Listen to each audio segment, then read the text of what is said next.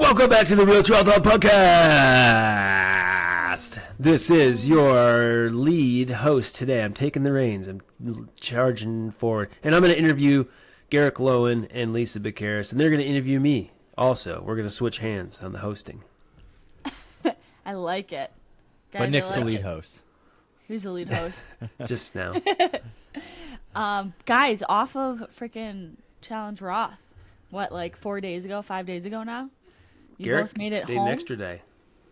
An extra day. Yeah, Man. well, in Munich, we left Roth.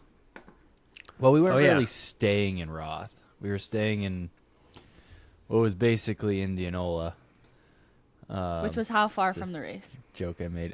We were like 20, 30 minutes, about 30 minutes from the race. Like we were staying, it's called Post Bauer Hang, which was a decent ways away. It was tough. We were like 5 people, so we had to find a big enough Airbnb.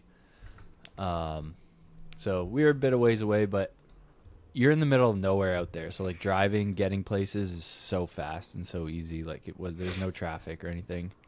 It was pretty easy. That's nice.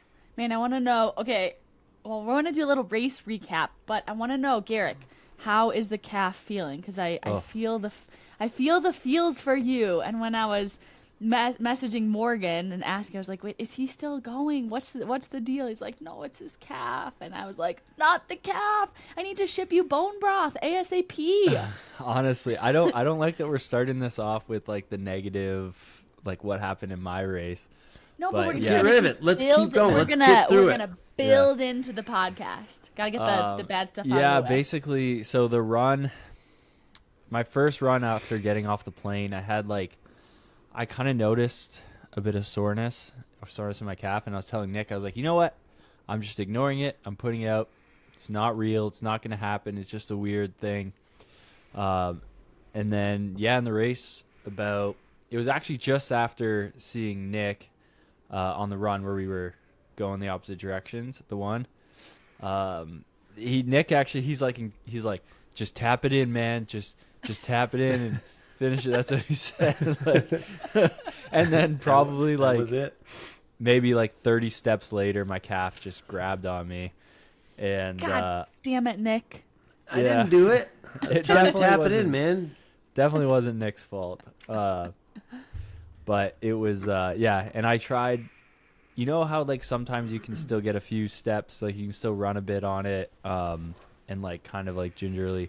So I tried to stretch it out, massage it, do everything, but it got so bad, and it's still so sore right now. I pushed, like, I ended up still running to almost 12K, and, well, not running, but, like, walking and stretching and stuff, and, yeah, this is probably, I think I pushed it a little too hard. I think I'm going to be probably out for a good probably a month off of running if this is anything like last time, and then probably won't be back racing till September if everything goes to plan. So I was like, man, we're all the way here, like just do what you can to get to the finish line. And it got to the point where walking was even just like super painful, where I was like, I can't do this for 30K. So I just pulled the plug. Which is a smart decision, especially because, like, at what point, like, you always want to make it to the finish line, but at some point it's like, what am I really getting from this? It's how much more of a hole am I digging for myself? Yeah. Also, was it, you said, like, it's the calf, was it the soleus? Was it like the meaty part of the soleus, or is it more of the Achilles issue? No, it's the soleus. It's like in the muscle belly of the soleus. So if I push like between the two heads of my gastrocs, that's where I can like really feel the pain. Yeah. Did you just launch a whole ton of dry needles into it? Pew. I haven't done. We just got home. We just got home yesterday afternoon, and I have all of my like rehab resources and stuff are in Canada. So I have yet to get over there and get anything done with that. But I own an ultrasound machine in my house. I have a TENS machine, got heat, so I can do quite a bit. Do you have a new soleus? You can put that in. Yeah, I wish. Oh man, Get one. Go down to Walgreens. Yeah. So anyways, talking about the finish line, like Roth's one of those races where it's when you go, it's like just get to the finish line. At least just get there. Nick did it last year. He had a tough day and he got there and got the experience, and that's really what I was going for, but it got to the point where I was like, there's just no way. Like I just could not. I couldn't. So that makes sense. That's unfortunate. Yeah. I mean, how many, and I don't know, I've talked with this, and this is a debate most pro triathletes have at some point, is like, when does it make sense to pull out of a race and not meet the intention? And it's usually if you need to save an injury from getting progressively worse to the point where you won't be able to train for months and months and months versus maybe 1 month. So there's no shame, man. Like, you did what you could, and even though people talk shit about it, if they have never DNF'd a race, like maybe they've never fucking hurt that bad, or been injured that bad. No, yeah, I think a DNF is a rite of passage. You have to experience one to appreciate things a little bit more. I've had a DNF experience where, looking back, like it was an injury and I didn't know what it was, and then when I went to the doctor and got it diagnosed, it would have been fine if I kept going, and like ultimately I could have, and I did pull out thinking like, oh yeah, like I'm trying to do the smart thing here, and you feel like such a piece of shit when it's stuff like that. And I kind of vowed, like, I was like, you know what, I'm never gonna DNF unless it's like really bad. And well, I've DNF'd twice since then. So. That's not bad. I mean, it's all about the ratio. That's what you got to look at. Yeah. I just think it's like, I don't know. I still think you can gain a lot of experience even from like DNFing. You gained a really good experience in the swim and the bike, and you can talk more about those. And I think you learn, every time you have to DNF or pull out of a race, you learn a little bit more about yourself. In 2019, I was dealing with what was undiagnosed compartment syndrome at the time. And I literally was working expos all over the country. So I was living in a van, working expos. And I was like, I'm at these races. And I couldn't run. And I pretty much just signed up for every race that we went to. And I usually did the swim and the bike. And I'll tell you, I gained a whole lot of experience from that I think has made me a stronger triathlete, like, to the day. Just learning. Yeah, you're still a really good swim biker. Guys, just wait. We're coming along. The run is coming eventually, one day. You're nailing the swim bike, Lisa, every time. Count on you. Roth. Yeah. So, yeah, I mean, I had a good swim, and I had a great bike ride. I ended up having a slow leak near the end of the bike on my rear tire, so I couldn't turn at all. But I don't think that it really slowed my bike down at all. Like, I looked at some of the segments going, like, the switchback descent, I only went like 5 seconds slower over the course of like 3 minutes. So, like, it didn't, it wasn't like it really affected my race that much. I had a good ride and rode with Nick for most of it until he looked back going up the really steep hill and was like, all right, I'm done with you. And he just took off. But Garrick, you did not get a drafting penalty. You did not get a drafting penalty off Nick. No, but they're going to release the data, so we'll find out how much time I spent drafting him. As I was racing, I was like, are they going to have like stipulations to this? Because like there's corners that Garrick was taking real slow, and I'd have to like quickly come upon him and be like, fuck. And then you would accelerate, and so I'd be like, well, we're both accelerating. And then there's like solar hill and transitions. Like, are they going to like count 25 seconds every time you hit a red? Like, I don't even know how it's going to work. Joe Skipper was like, mate, I'm going to be fucking tons of time, mate, because like anytime there was a crowd or something, it was crazy, man. He was just like going off on all the red he's probably going to have. Yeah, like, so there are some areas where they're like, it's okay, like, to be within the red here. And Solar Hill, obviously, it's like full of people screaming in your face. Like, so we all just bunched up and we all rode in the red basically the whole time. Yeah. That's expected, though. You can't do anything else there. Yeah. Yeah. And when you come to a 90-degree or tighter turn, you're allowed to go into the red and not have to pass. I asked this question multiple times because I'm the person that like will take a corner a little bit faster than the person ahead of me. And then I'm like, oh fuck, I gotta get around. And then I'm like sprinting out of the corner to get around them. But like you don't have to. And I think there might be something with like say a U-turn that the race ranger. Oh, Like, absolutely. It takes line of direct path, and it cuts a little bit time off, or centimeters off. so for like sure. and you're ending up in like not actually 20 or whatever, you're further away than it shows. Yeah. So, Yeah. I don't know. But it will be Well, interesting. So no matter what, I'm going back next year. I already committed. yeah. I'm going back next year. All right, Morgan and I already sat Oh. down and talked about it. Really? And, yeah, we're coming back. She's like, even if we have to bring a newborn, you better be okay with it. You better hold it in. You better pull out for another year. Unless, wait, are you saying something already happened? No. Okay. I mean, stuff happened, but there's no baby coming. Yeah, we don't want little Garricks yet. We need to wait for that. Morgan wants little Garrick's probably yesterday. Yeah. Or she no, she wants Or to wait, finish maybe school, little right? Morgans. She's trying. She got to finish school, before we. Yeah. Yeah. Before you start settle our down family. fully. But Raise a little anyways, family. yeah, no, great experience. I had a good swim 52 minutes like I do every single time that it's a non-wetsuit swim, and had my second best ever power in Ironman, best Ironman With a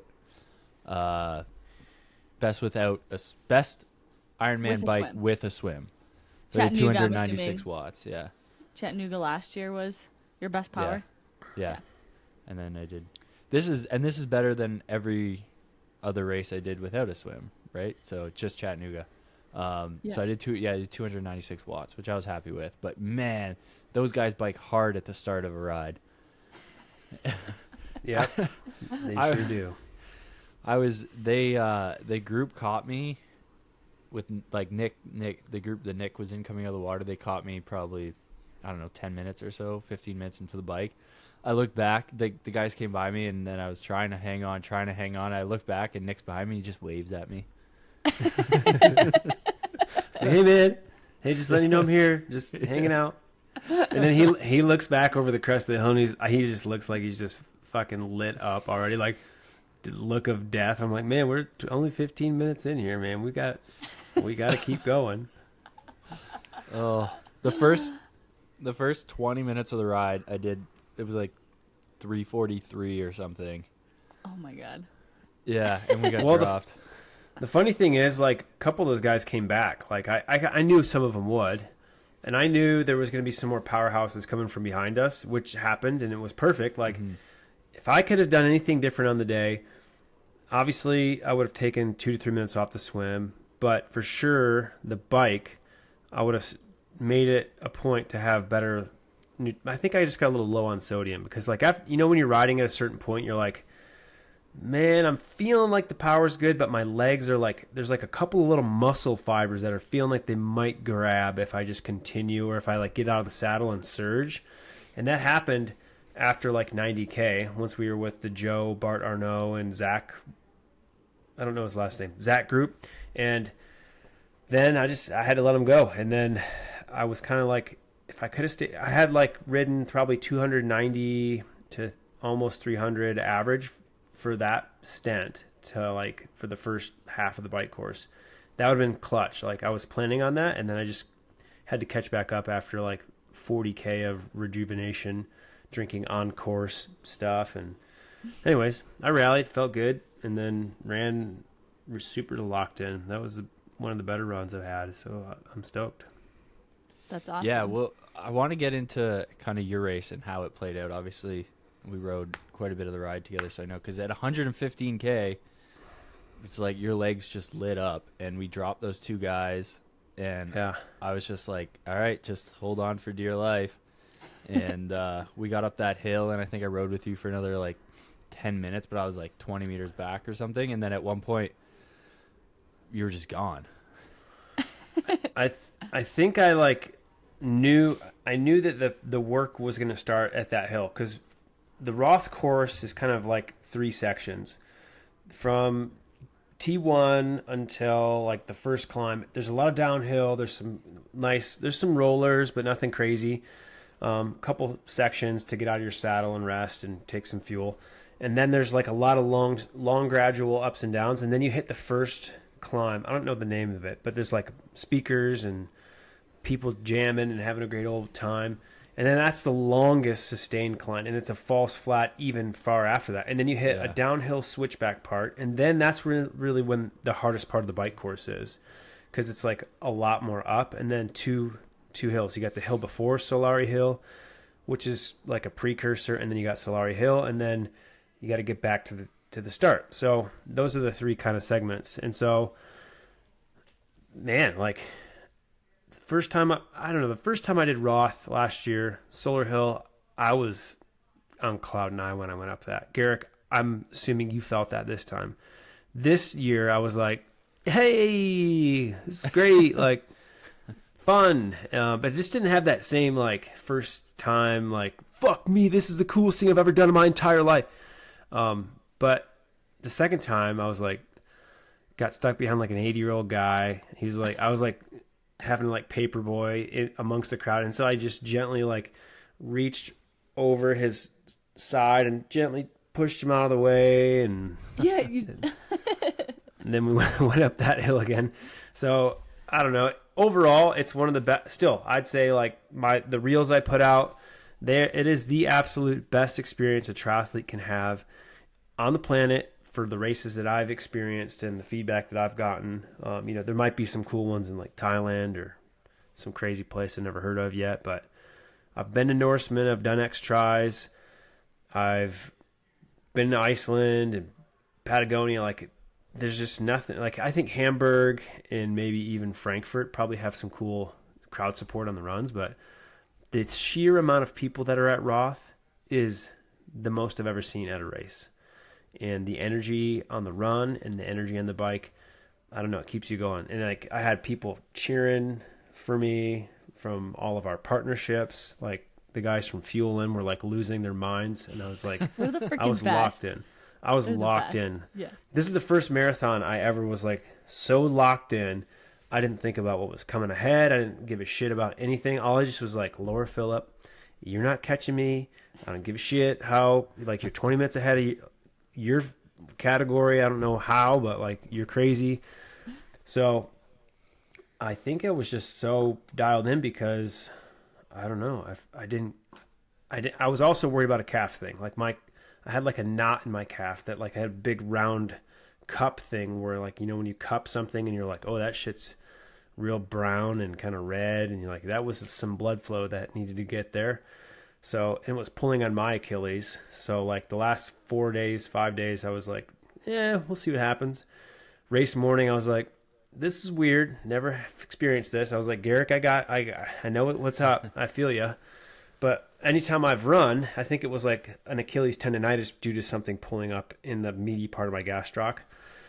So it worked itself out. I didn't have any major issues. Fueling was good, like legit. Fueling probably still needed to be a little bit more on the bike, like 130 grams plus a little bit more sodium would have been better. So that was the only thing I'll take away to the next full. But I was like doing something that I've only heard people talk about, where they like repeat things over and over in their head, and it like keeps them going. And it was weird. Like, I've never experienced it. Like, I was saying all the names of the athletes that I coach over in my mind. And then I was like, my kids, I was like, Amy, Tyler, London, Amy, Tyler, London. For like every 15 minutes, I would just like repeat that sequence, and it would just keep me going. Do you think it was like what people like psychologists would call as like like achieving a flow state, where you're just like you're like 100% in the moment, like that's like, I watched that Formula One movie a couple days before I left, and I was really pissed about it because like it was 3 hours. And I needed to pack and do other shit. And I was like, I can't believe we saw this movie and I'm leaving for Germany tomorrow. I've got so much shit to do. I'll be up till midnight. And so there's this part, and this is what I've experienced once or twice while racing, even with Jackson, like on the bike, years ago, like there's a point where your mind and body are just working in harmony, and the effort matches how it feels, and the effort feels like you can sustain it, and you're not like on the ropes. And I felt like that come and go until the last part of Roth is the hardest part of the run, because it's all in the canal, it's all great, it's all dirt and flat, and then you have to go uphill for like 5 to 6K, maybe even longer, because I think you get off the canal at like 23 or 24K, and then it's all gradual uphill until you get to the high point, and then you got to run all that back downhill. So Matt Hansen, who ran 228 high, I mean, it was maybe a little bit short. I don't think the course was completely accurate, but honestly, like, who freaking cares? Like, he was on 226 pace before that hill. Just takes a lot out of you. So the performances on the day were crazy. I can't believe those first timers like Freddie Funk and Aaron Royal. That was their first, or Vincent Louis. Yeah. All those boys, they rode all together up front. Like, I don't know. The European racing is better than American racing. Like, their athleticism is crazy high. It's just deeper too. Like, you're not as lonely. There's always guys around you. Where in North America, it's like sometimes you're like, are we even having a race right now? Yeah. So that was my race. Man, so you guys are going back for 2026. Do you think? Yeah, and Lisa, that's going to be her first full distance. Is Roth next year? Honestly, well, first of all, I don't know if I'll ever do a full, but honestly, if I were to do one, like, Roth would probably be on the top of my list, just from the videos that I've seen. Like, if you can do it and it's going to be your first one, I would so do it, because it's going to suck because it's your first one, but, like, it's so much fun at the same time that it's going to give you, like, a good impression of the distance. Like, there's people cheering for you the whole time. Like, even on the bike, it's so rare that there's a moment that there aren't, like, eyes on you and, like, people cheering for you and stuff. Yeah, that is pretty cool. And I thrive off those atmospheres. Yeah, I really do. And there's so many hot spots, even on the run. Like, even on the canal, there's people the whole way. And you're just running on this canal.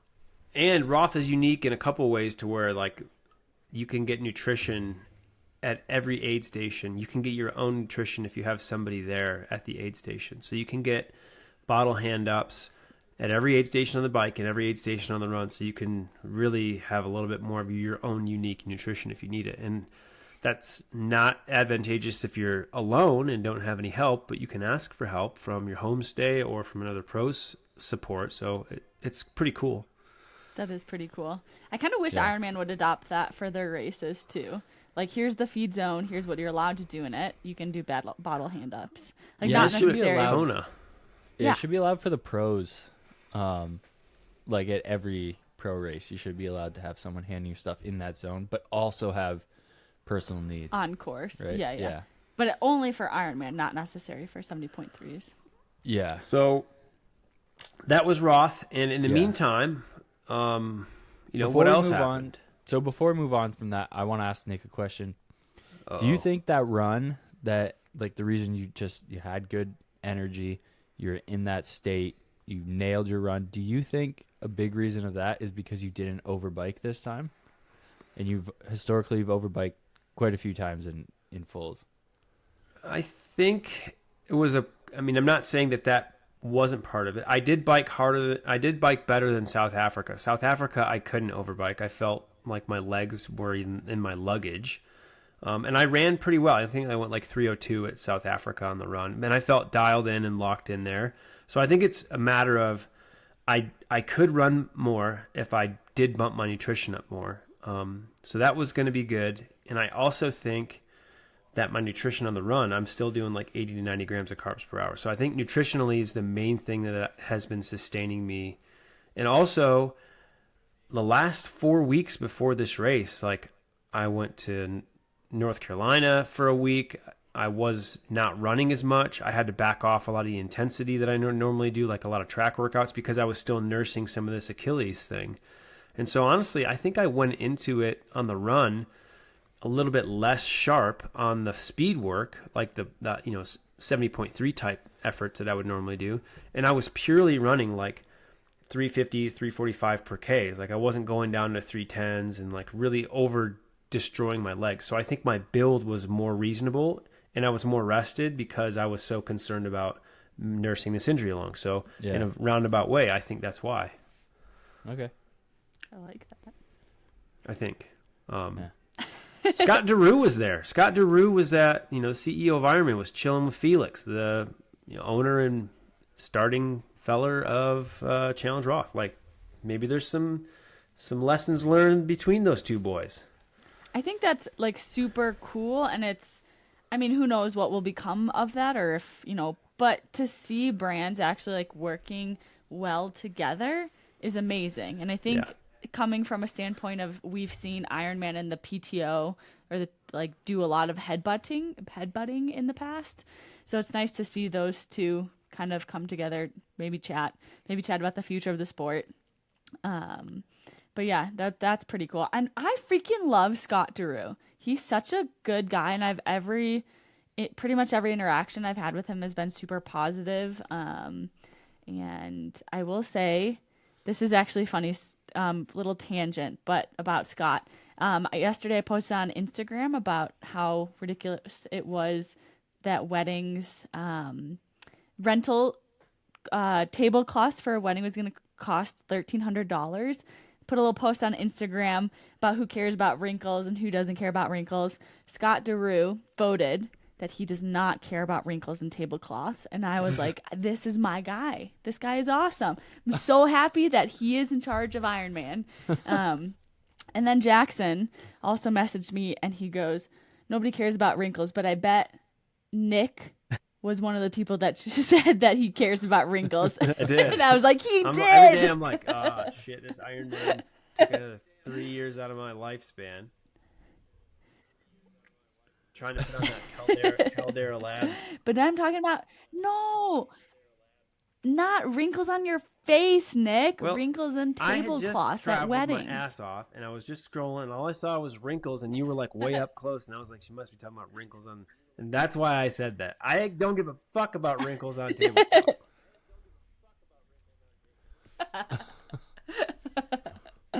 Anyway, Scott Drew's the man. I really like.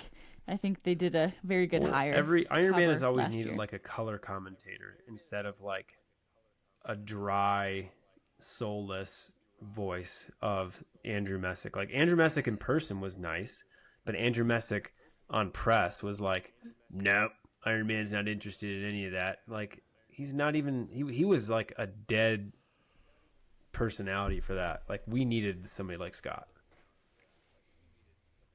Yeah. So and him helping introduce the Pro Series and kind of ignite that off. What the about ground. the points? The points changed. Everybody, let's rejoice. I don't know. I don't see how there's a world where Cat Matthews is not going to win the Ironman. No, like the points for age groupers, right? For qualification for age Kona. Yeah, world's qual. Oh, okay. No, Pro Series. Yeah, I don't know. There's points. No, it's just like how it's like a rank.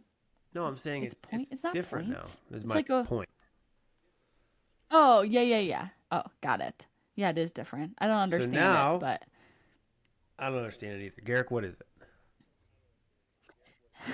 So they grade your finishing time based on so they have a coefficient for every age group based on, so that it basically equalizes your time based across age groups, and then they rank you that way into how many slots you get. So first place in every age group automatically gets a slot.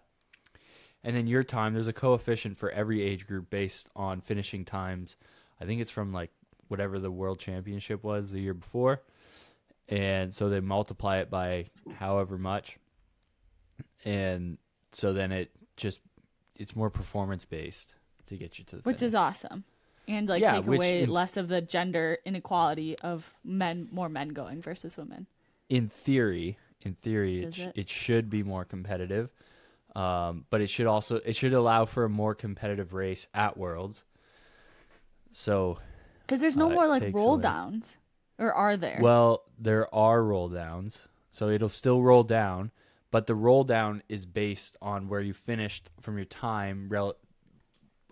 Once it's multiplied by that coefficient. So, give me a hypothetical. And then, like, so it'll let's just say roll I'm down in the from that. 40 to 45 age group, and the winner went 8 hours, and I went at 9 hours, and there was like 10 to 15 guys ahead of me. So, like, whatever ratio based off of the previous setup. Yeah. So it doesn't matter what time the winner of your age group went. It's just your time multiplied by that coefficient against everyone else's time multiplied by the coefficient for their age and then group. whatever percentage based off of the fastest within your age group percentage wise based off the coefficient, then that percentage is allowed to get a slot. And then if you don't want that slot and you finished 8th, it'll go to 9th. Yeah, exactly. So say they have 100 slots at a race. Well, it'll go to every age group. So I don't know how many age groups there are. Say 20 slots are gone based on age groups. And then so there's 80 slots left. So everyone who didn't win their age group, their time gets redistributed based on that coefficient. So say you went 827 and the coefficient in your age group, I should have done something easier. Let's not go but in thirds. is like 0.98 or something.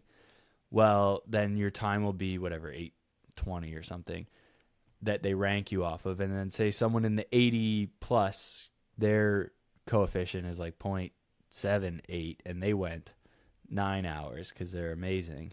And so then their time will be faster than yours, so they'll get the slot before you. Sure. Sounds good. Okay.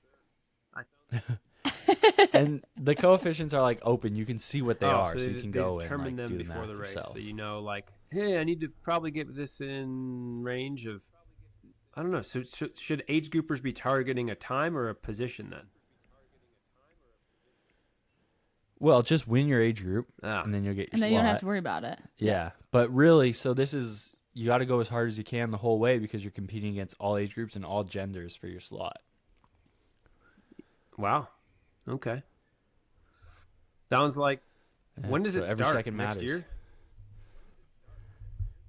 No, it's already in effect. It started like last week or 2 weeks ago. So you can still qualify for Kona and Nice this year, right? Nice is correct. Last year, next year. I think. What? But you have until. Wait, you can't qualify for Nice. No, I mean this I think year. like the split of the Kona Nice split like is ending next year, right? Yeah. Yeah. But the qualification window September. ends middle of August, right? Middle of August for both races, for Nice, for the men to go to Nice, Correct. which is like 3 or 4 weeks later, right? Yeah. That's a quick turnaround. I plan it that way.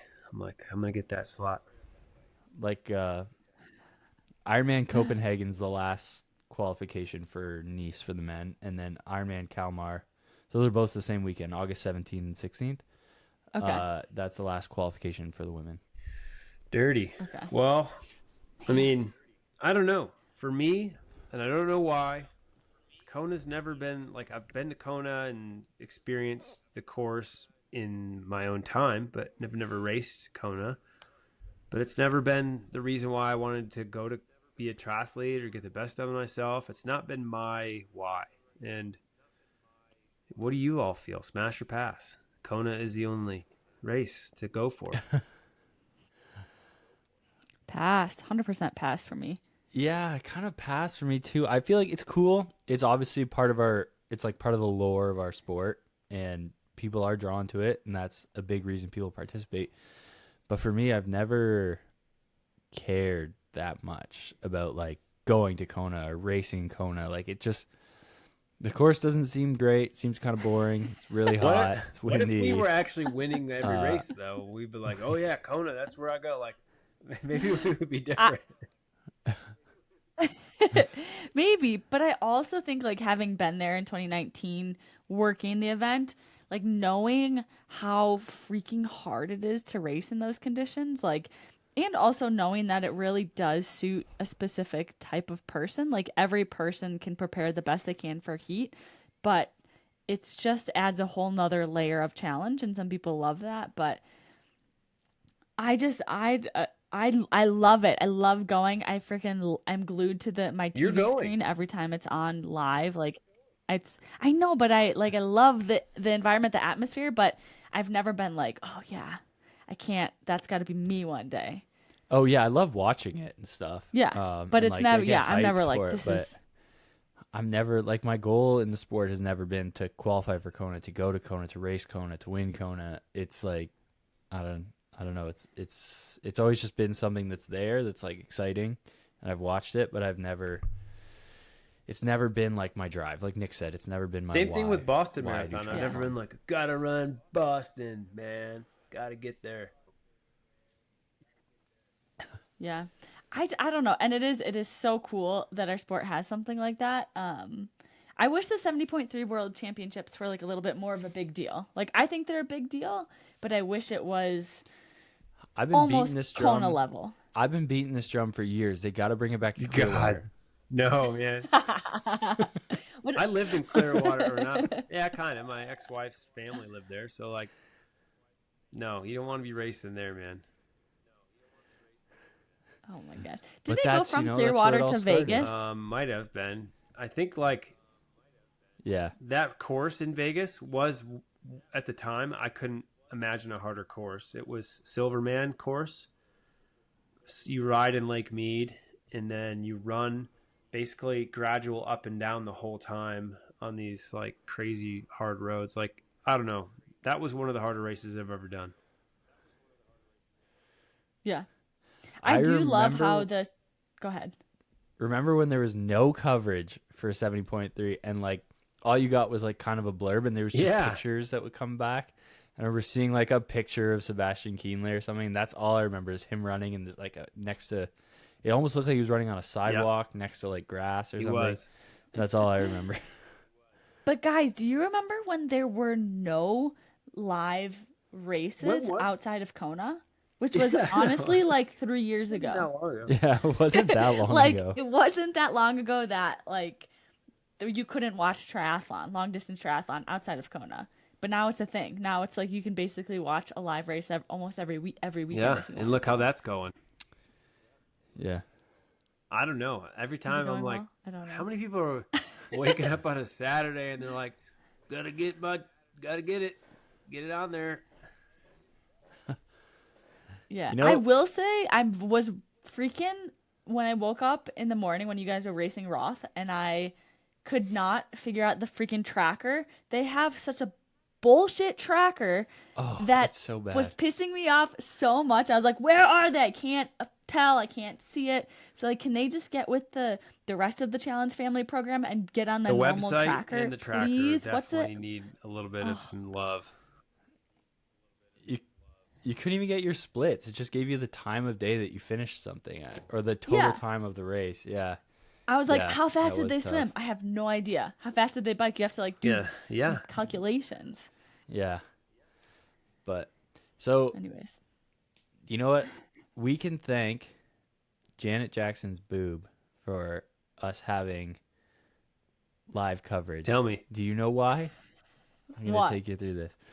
So, the Super Bowl, when her No, boob it was popped not out, popped out. It was Uh-huh. when Justin revealed Timberlake. out. Yeah, sorry, was when it like- was ripped off by Justin Timberlake. The guy that started YouTube, he didn't see it live, so he was looking everywhere on the internet to find So it was the on, clip man. of the video. Couldn't find. It was Yeah, gross, well- by the way. I was like, what is that? What's on that? Is that a star? So I've still never seen it. But anyways, he looked everywhere. He realized they couldn't find it, and he's like, "Man, we need a website that's just for video sharing." And so him and 3 other guys who were working at PayPal at the time, they coded this whole website. It's YouTube and Ironman, and that allowed, eventually they got into, where you could do live videos and stuff, and that's where Ironman started their live coverage outside of Kona.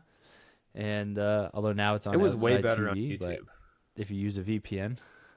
Yeah, because you I can always comment. I always use a VPN and just watch So much it better. on YouTube. Outside TV is like just ass. It's so much better.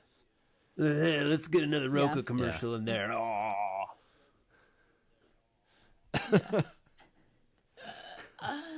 Oh So- man. Anyways, so Well, that's that's what we thank can you, thank Janet for. How is Jackson. she? Yeah, Is she live all right? coverage. We know. Is she alive? I don't know. I have no I don't idea. keep up with pop stars Yeah, or me celebrities. only No idea. I heard Diddy's doing pretty well. they're playing some music on the radio when I was swimming there. I Did was they like, that's Puff Daddy. Can we still listen to him? I know there's a couple songs of R. Kelly that I really like. I'm like, these are And Chris such Brown. smash hits, and I'm like, I'm not allowed to listen to them, right? You can't 'Cause that's, listen to like, Chris bad. Brown either. He beat Rihanna. What I did he think. do? All I know is I saw a video of Puff Daddy kicking some person while they were already. He slapped them to the ground and then kicked them. Like, how? How do you do that? A lot of drugs, man. So, anyways, Drugs, yeah. So next up, Boise for me and Jackson because Lisa bailed. I bailed. And I Mark gotta and train. Nicole at Ironman Lake Placid. Mark, we got to get him on next week before the race. Yeah, Yeah, gotta lock him down. he keeps Kid posting, doesn't respond to longest anything. run ever, longest ride ever. Well, guys, I went for a 90 miler I'm today, like- and I'll tell you what, I'm not sure how I feel about it, but here's my stats. It is funny when you're like training for your first Ironman and you're like doing your longest ride ever, your longest run ever, and you like think it's so cool. And then when you start doing Ironmans more, you're like, oh, this is Yeah. every week now. Like, It's like what? once you Again? start, you can't stop. It stings. Yeah, you're like, this is just another weekend. We're gonna do a 5-hour ride and a 20-mile run. Too much. Yeah, see, I have this week. I Wait, have why are 2 you doing 5-hour so much rides. situational awareness on the bike? Because mileage is mileage. I don't know, because I don't run much ever. Because I was like nursing a little calf thing, I'm because I get one convinced, of those Lisa, every if you couple only months. ride 20 hours a week and then you jump rope about 30,000 jumps every 3 or 4 days, you'll be good. I think so too. Yeah, You just totally need fine. the, You don't even need the to swim. impact on the Or you're Achilles. set. Yeah. But It's yeah, true, I don't know. He's kind of right. The skipping is really good for it. Yeah, I just haven't gotten a place where I feel confident enough to skip Well, jump rope. I was this past winter. I was doing some jump roping, so I'm a big believer. But maybe I'll try it. And I've also been too tired Yeah. the past couple weeks because I've been like back into training. Like I'm in the 20 hours a weeks, like 20 to I remember something, 23, maybe 24. Garrick, is that like, am I a triathlete again? You're a triathlete again. There you go. Mid volume. No, I'm a firm believer that you don't need more than 25 hours. that's quite a week lot. ever, I've even done if some you do full 32-hour Ironmans. weeks, and I can tell you that I got sick like overnight. I'd go to bed and I'd be like, man, I feel a little cold, and then I'd have a 6-hour fever, I'd sweat that fucker out, and then the next day I'd go back and do it again. Like that was my lifestyle. Yeah. Yeah. just think you're it's- 20. You can do a lot. And when you're with 25 25 hours. years, 26 years old, you can do a lot too. Yeah. Yeah. I know some young pups, 25, 24-year-olds that are training like 30 hours a week, and I'm like, why? Because you're Maybe old when now. I guess you can. You're a But little. yeah. When you're training full time though, it's Yeah. like, what else are you gonna do? But if you're not, if you're doing that, and easy you for have a it couple to- jobs. Yeah. I No, just no, I I think know. there's always like the fine balance. And obviously some people can really absorb a lot more training volume or a lot more intensity. And some people can't, absorb much at all, which is just crazy. Yeah, That's I me. think. Yeah, I mean, some people. It depends on who you are, right? I think if you're doing something and it's not working, well, you probably need to do the other thing. Yeah, Yeah. I mean, no doubt. So Yeah. Word. word. But yeah, no, I think we have Real Tri Squad. Andy Kruger is also Oh, racing sick. Ironman Lake Placid.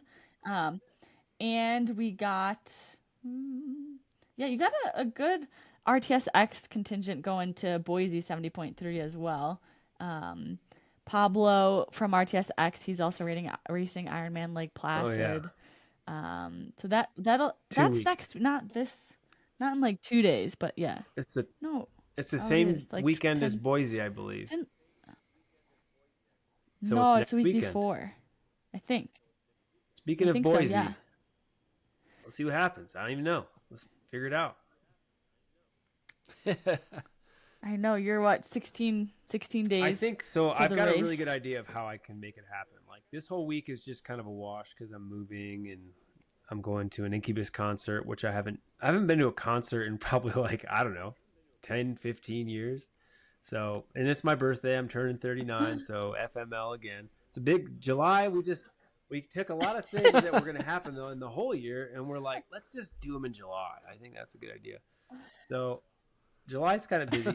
So I think next week is my goal is to just step up my 30-second intervals to my 2-minute intervals to my 4-minute intervals all over FTP throughout the week on the bike. And I think that'll sharpen me up enough throughout the week to be able to get bike power back. And then we'll see how the running is. But like, I'm just going to do this approach and see how it translates because there's no reason I need to do any more effing long endurance stuff for the next couple weeks. I should be good. No, you're good. I was gonna say, what's the one big thing that scares me is what's Hot. the temperature in Boise? It's going to be same relative like Yeah. air humidity and like 80 to 90 degrees.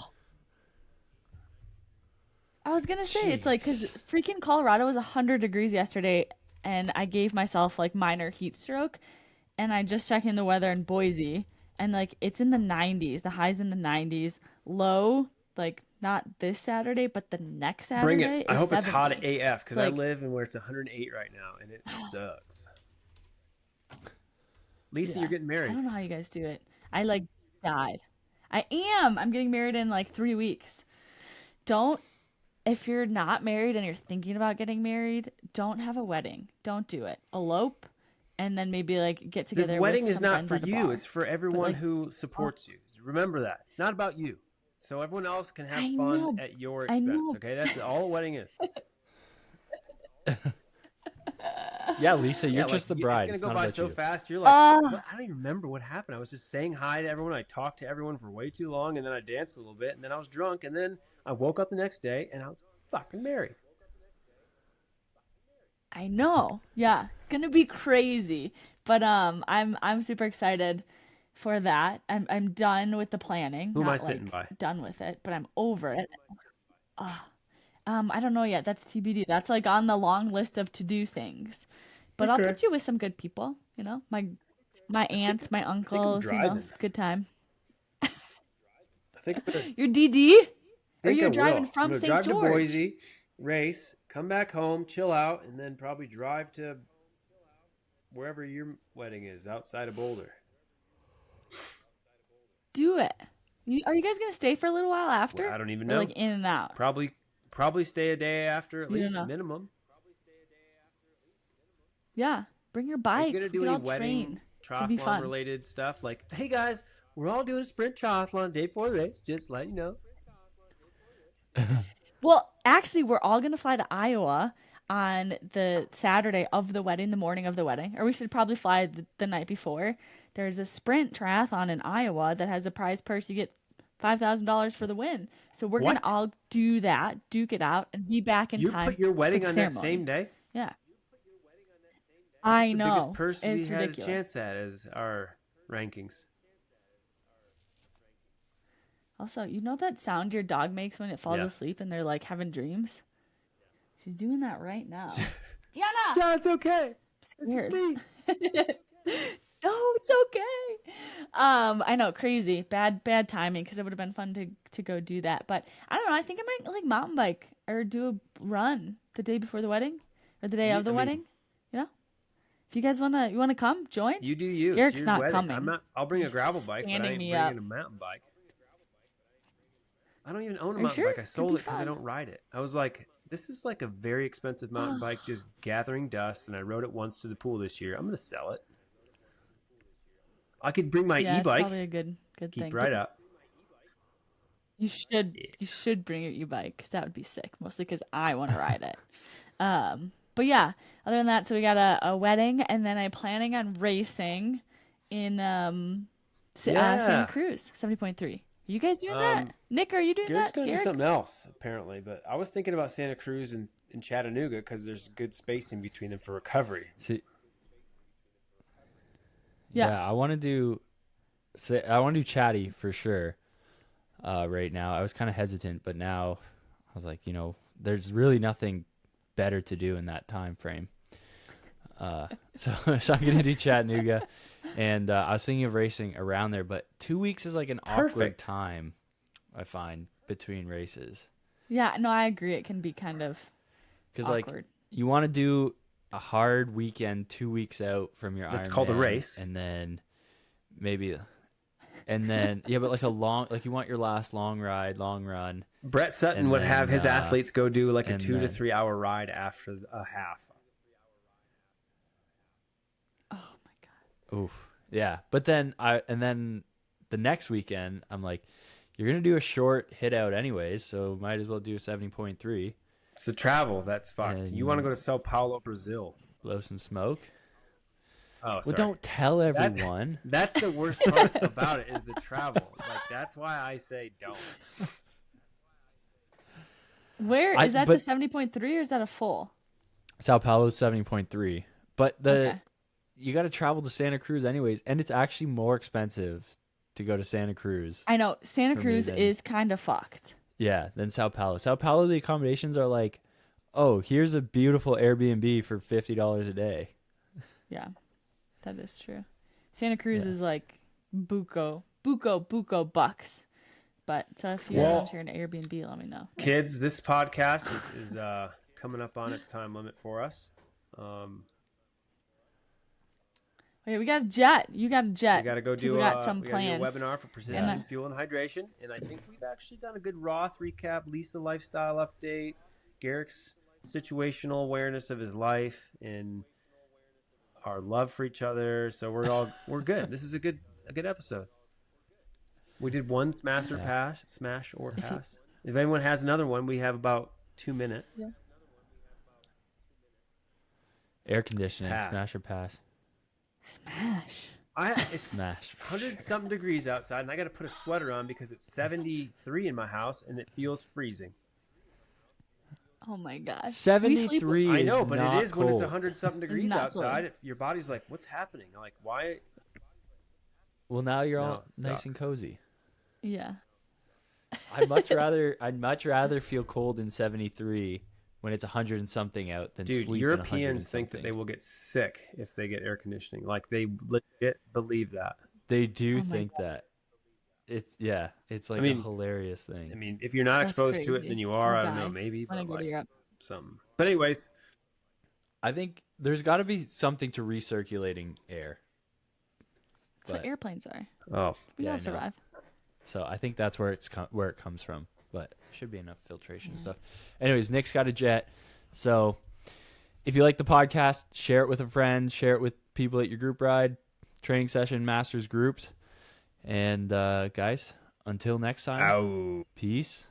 And stop telling us how much Ow. more you love Lisa now that she's on the podcast, because it makes us feel bad. I'm just kidding.